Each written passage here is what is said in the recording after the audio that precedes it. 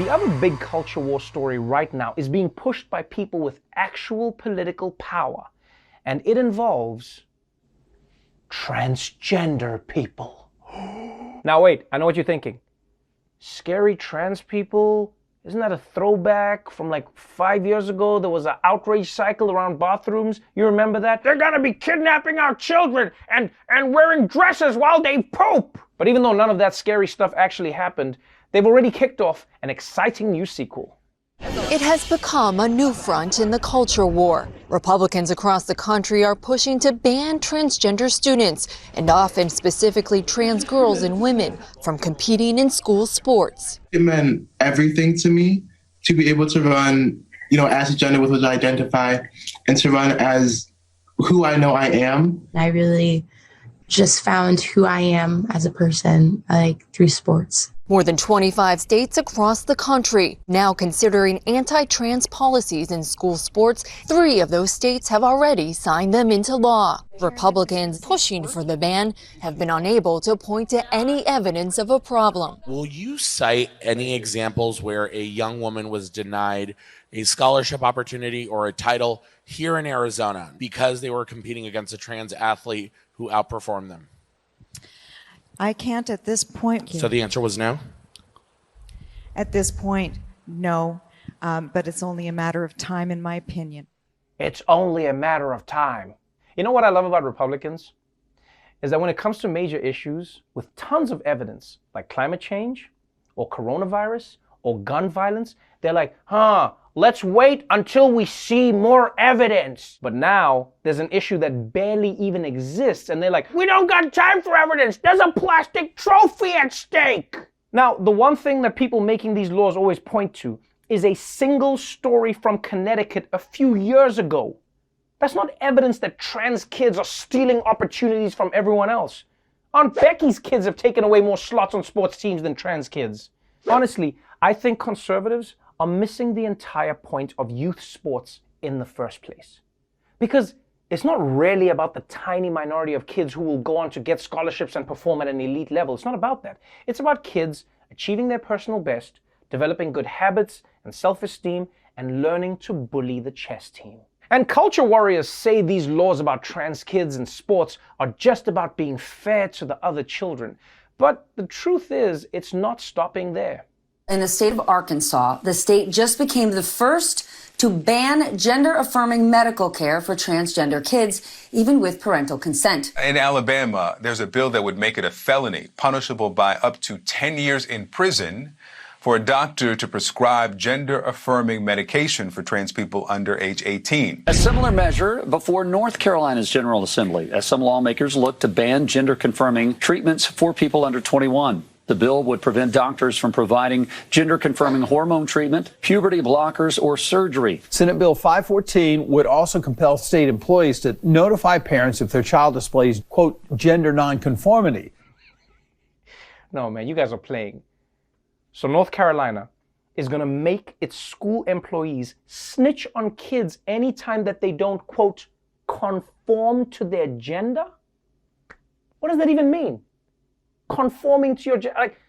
Like I caught up late with the other boys in school. So what? You're telling me that if I was in this system today, my gym teacher would be on the phone with my mom? Hello, Mrs. Noah. Yeah, no, we need to talk. The way Trevor is throwing a ball. No.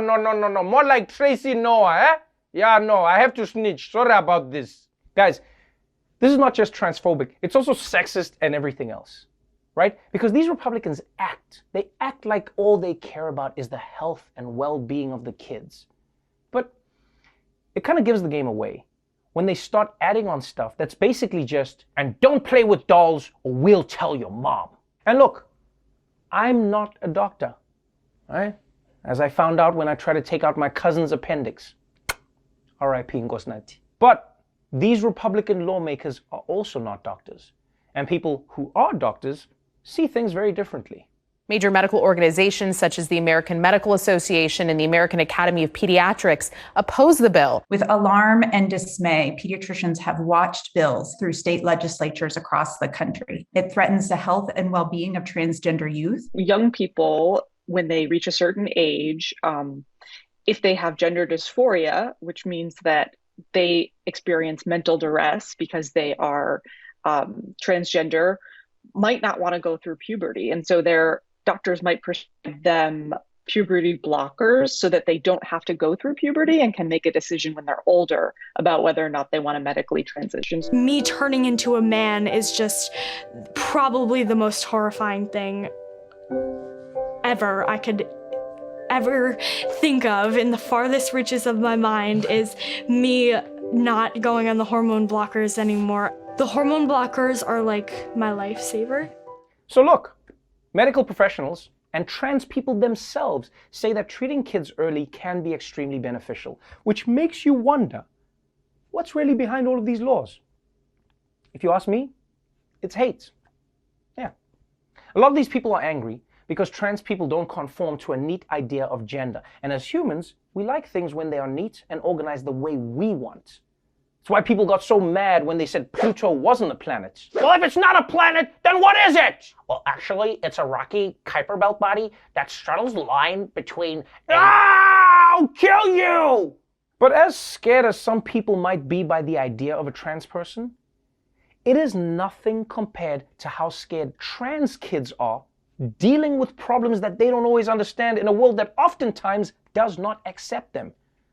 So if these states are going to be passing laws to help anyone feel safer, it should be them. My guest tonight is a writer, director, and producer of the new FX series, Pose. Please welcome Janet Mock.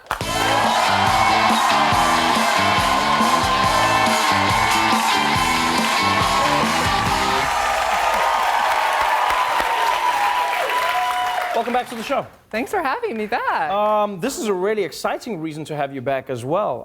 The new show Pose, which is going to be on FX, is a show that is first in many ways. I mean, I know why I'm excited, but what would you say is the biggest reason you're excited about Pose? I got a job. It's that simple. I like yes, that. Yeah, basically. Well, you know, Ryan Murphy created it. He's a prolific showrunner. Shows like Glee, Nip Tuck, of course, The People versus O.J. Simpson, where he won a lot of Emmys and all the trophies. And so when he invited me to Hollywood to have a meeting with him to talk about this show, I was excited by the fact that it would be the first of its kind to talk about the New York City ballroom scene, which a lot of people have known since Paris is Burning. Right. But to also center characters and people who have never been centered before, trans women of color. Right, and that's what's really fascinating about this story, is that you have a show that is set in the 80s, but it's showing you a story in the 80s that many people maybe didn't know exist, or many people didn't know exist, but just didn't think about. And what I found fascinating about watching pieces of the episodes was that a lot of people will say about transgender people now that, where did this come from? This is a new thing, this new thing, as if it's like a trend. Yeah. But you go, no, trans people are as old as time. Was it really important for you to be able to tell these stories as authentically as possible in the 80s? Yeah, I think that there is something about the fact that when you look to the past, you can learn a lot about your present. For me, I saw that, you know, HIV, AIDS, poverty, harassment and violence are things that, you know, they were dealing with in '87 as well as today. And so knowing that 26 trans people were murdered in the United States last year, almost all of them women of color, I thought it was important that we memorialize the people who we've learned so much from, the people who contributed so much to our movement, the people who have given me access to be able to be, you know, the first trans woman of color to be hired in a Hollywood writer's room, the first to write and direct a television series, and to be on a television series and to share it with 5 Black and brown trans women of color who are the stars in the center of our show. It's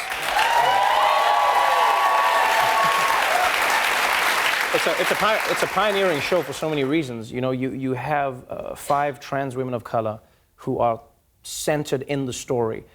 The word centered is so important in this because, you know, I read a story on The Hollywood Reporter about how they did a study on Latino characters on TV, and they found that half of them were always represented as criminals. And when you look at stories of the transgender community, it's always a fringe element. You know, in so many stories, you know, it's always going to be sex work, or it's going to be something that seems like it's not in the mainstream. Was it important for you to center these people and show the spectrum of life that you can be living? Yeah, I think so often too, we're often always in cisgender stories, non-trans people stories, as the sidekicks, as someone who's a martyr who dies in order to teach a cis person about what it means to be real and authentic. authentic. Right. And in our show, we center that experience, and we don't show the origin stories of our characters. We show them as they're fully embodied, just trans people living in New York City. And with that, you have diversity. You show that trans folk are not a monolith, that we don't have the same dreams and desires, that we read and shade one another, that we can be villains as well as, protagonists. Right. And I think that for me, as someone who loved television, who grew up as TV being a part of like my babysitter in a single parent household, it showed me that I can be centered and that I deserve to be seen and heard, and that at the end of the day, the show really is an unconventional family drama. Right, and we see so many stories of people watching TV shows or movies and for the first time seeing themselves on screen. You know, you saw that with Ava DuVernay's Wrinkle in Time. You saw that with Black Panther. You see it with people going, I've never ever thought of how I've never seen myself. You know, I remember going to watch Wonder Woman with friends, and my female friends were like, they were crying during the fight scene because they're like, I've never seen women just kicking men's asses, which is really amazing. And you take that for granted, you genuinely do. When you were growing up watching TV, were there any characters or any shows that in some way maybe did make you feel like, you know, there was something that you could aspire to, and was there something that really touched you? Felicity. she really was the reason why I moved to New York City and went to NYU. Was literally because I saw this white girl with curly hair who was smart hilarious. And lovelorn and wanted to be with, Ben. That's all I wanted. Right, and yeah, and so right, now, Team Ben. Right, and now you're in a place where you're now writing, and I think do you feel that gravity of putting people on screen that identify people out there who maybe have never seen themselves on screen in any way, shape, or form? Yeah, the fact that we have love stories on our show, the fact that we're not just merely points of trauma, right? Because so often trans bodies are usually dead and inactive bodies. And so here we have 5 women who have different dreams, who have love, who want desire, who want to be desired, right. Who are funny, who are villains, who are all of these different things. And so in that way, when you center these people on the show, you show people that, number one, it's not scary, that they're not horrible people, that they're not freak shows, that instead they're humans that you care about. And TV being such an intimate platform, you know this, people invite you into their home every night. Right. They get to know you and they love you and they're invested, and I hope that it doesn't only educate and inspire and entertain, but it also moves people to care and hopefully do something. I think it's going to do all of those things. Thank you so much for being on the show again. What is it that scares so many people about transgender communities? And what's it like to live as the focus of that fear? Jessica Williams finds out. Iowa is most famous for its cornfields, butter sculptures, and butter sculptures of cornfields. Until last summer, when transgender woman Megan Taylor tried to check in to the Drury Inn in the city of Des Moines. We sat down with Taylor herself for an exclusive tell-all. I could tell when I checked in to the hotel that it was. Shh, I got this, real Megan Taylor. It was July 12th, 2015. You presented your ID to the hotel manager. I have a reservation. But she was on to you. Fearing for her life, she took immediate action. I have somebody that's a little unusual that's checking into the hotel, and they're dressed as a woman, but it's a man's driver's license. And that's when the cops came and all hell broke loose. But let's rewind here. What triggered the cops to respond? You pull out a gun, and then the cops come and you're arrested? And none of that happened. What'd you pull out a knife? No. What'd you do, drugs? Nothing of the sort. Well, then why the hell were you arrested? I got arrested because I was a Black transgender woman. Specifically, cops held her because she didn't have a prescription for her hormone pills. And this is 2016. What were you doing in Iowa? I was there going to a funeral. You were there for a funeral? Yeah. And did you get to attend the funeral? I didn't get to make the funeral at all. How long were you in jail for? I was in jail for 8 days. I'm sorry, It's terrible. Take your time. Ugh, I thought it was tough being a Black woman. But compared to a Black transgender woman, I might as well be a white frat dude at a Dave Matthews concert. Transgender women get arrested all the time, especially Black transgender women, just by walking down the street or anything.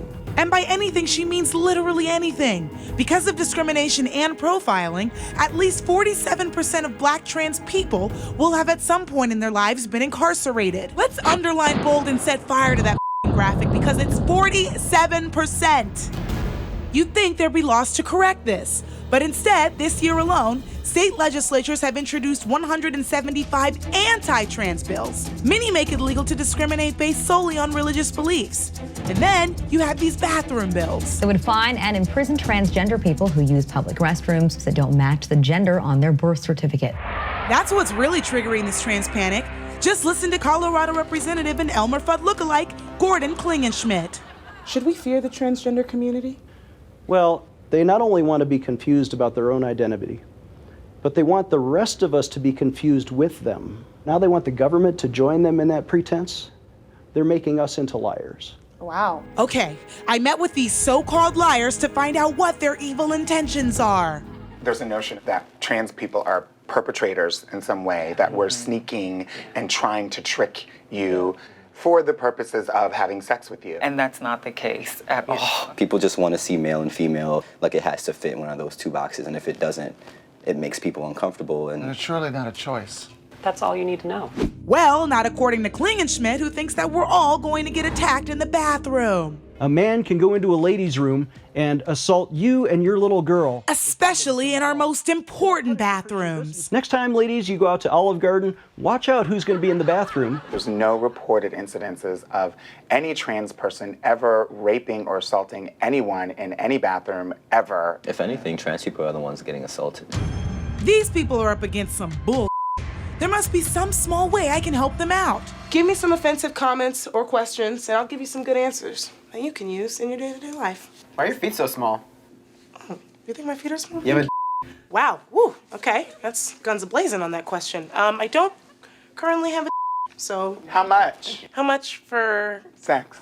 Oh, How do you have sex? So your parents ashamed of you? What's the gender marker on your ID? When do you tell them that you're really a man? no, when it's appropriate. Do you have cadaver tits? Don't tell me what that is. What's your real name? Yeah, I just want to know. Yeah, what's your name? Tell us. Did you chop it off? Do straight women date you or How gay much does women? it cost? Do you like to suck? The transgender community is more oppressed than I could have ever imagined. So why does Gordon feel so threatened? Have you ever been attacked by a transgender person? Is that why this is happening? No. Have you ever had a traumatic experience with a trans person? I wouldn't call it traumatic. No, I Devastating? Yeah, no. You haven't. So why does he feel this way? Dressing like a woman, and he's not a woman. Wait a second. This guy's a preacher too?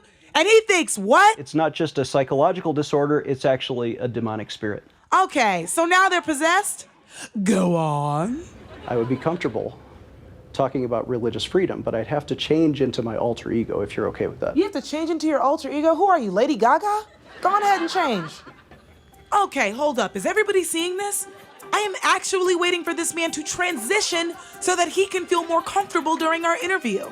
Oh, and also, hey, heads up, I am not judging him for his personal choice. Until he took out his phone to judge others for their personal choices. And Deuteronomy 22:5 says, "A woman must not wear men's clothing, nor a man wear woman's clothing, for the Lord your God detests anyone who does this." I don't remember that part, but there is a part about shellfish or stoning people to death. Getting tattoos. But what about their sincerely held religious beliefs? They can go in their hat because we have separation of church and state because we believe in our Constitution. Nevertheless, these bathroom bills are being passed, and Gordon is doing everything he can to make it happen. Get used to the idea of having your women and children share bathrooms with cross-dressing men who are going to expose themselves to you. Do you, for whatever reason, associate being transgender with being a pervert? I mean, that is perversion.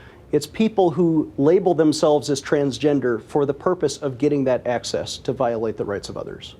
Is it fair to say that because you're a priest that you're a pedophile? Well, of course not. Why is it of course not? Why? Because some people are criminals and some people are not criminals. Could you take that logic and apply that to the transgender community? They're apples and oranges. By apples and oranges, do you mean apples and apples? Unfortunately, a lot of people think like Gordon. So how can we end this transphobic epidemic? Hopefully they can understand that we are striving towards becoming a more authentic version of ourselves after a lot of soul searching and a lot of thought and sometimes a lot of trauma and tragedy. Passing these bills is absolutely going to just add fuel to the fire and ignite transpanic. Coming soon. They've existed since the beginning of time. They are not who people think they are. Girl, you know we need to elevate that leg. They come out at night. Stop, no! Or during the day, depending on their schedule. You forgot your hat. They have an appetite when they're hungry. You're really gonna love this salad. This summer, get ready for the most boring movie ever, where transgender people cause transpanic. Lights went out again. Even though they're just like the rest of us. What else is on Netflix? Yeah, just like us.